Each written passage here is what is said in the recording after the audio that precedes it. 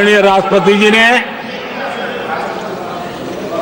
अपने अभिभाषण में हमारे संविधान के 75 वर्ष होने पर भी विस्तार से चर्चा की है। आदरणीय अध्यक्ष जी, संविधान में जो धाराएं हैं उसके साथ साथ संविधान का एक स्पिरिट भी है और संविधान को मजबूती देने के लिए संविधान की भावना को जीना पड़ता है। और मैं आज उदाहरणों के साथ बताना चाहता हूं। हम वो लोग हैं जो संविधान को जीते हैं।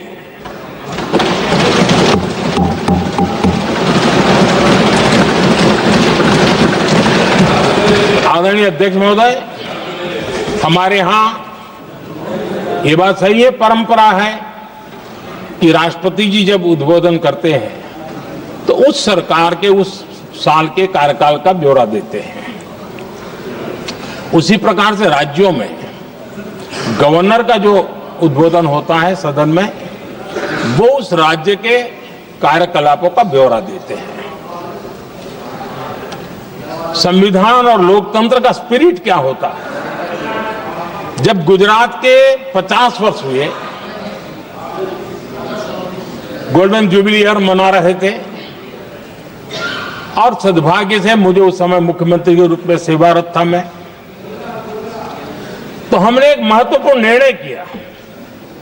हमने किया इस गोल्डन जुबली ईयर में पिछले 50 वर्ष में सदन में जितने भी गवर्नर के भाषण हुए हैं, मतलब उस समय की सरकारों का ही वाहवाही उसमें होती है, हमने कहा कि उन 50 साल में जितने भी गवर्नर के भाषण हुए हैं सबको ही एक पुस्तक के रूप में तैयार किया जाए, ग्रंथ बनाया जाए और आज सभी लाइब्रेरीज में वो ग्रंथ अवेलेबल है।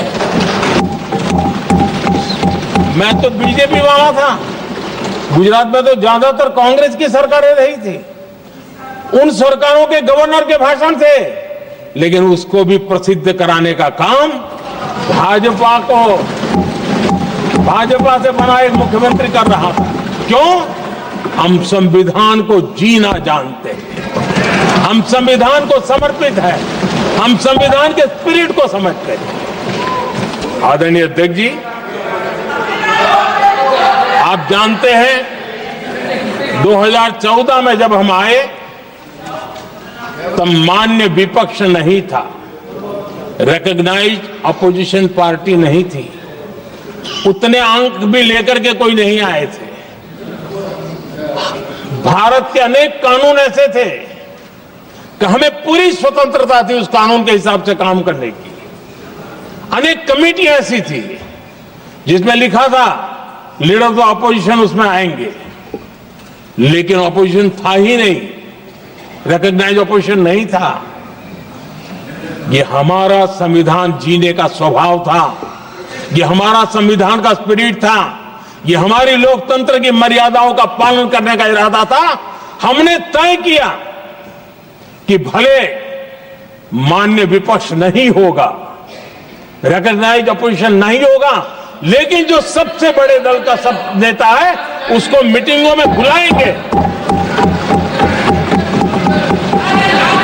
ये लोकतंत्र का स्पिरिट होता है, तब होता है।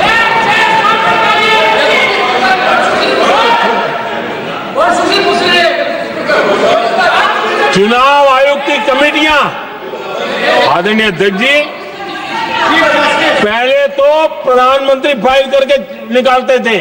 ये हम हैं जिसने अपोजिशन के लीडर को भी उस कमेटी में बिठाया है।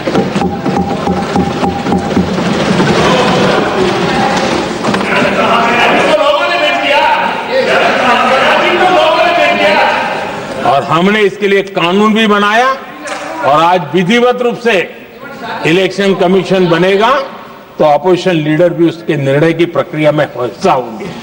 ये काम हम करते हैं और ये मैंने पहले ही कहा, हम इसलिए करते हैं कि हम संविधान को जीते हैं। आदरणीय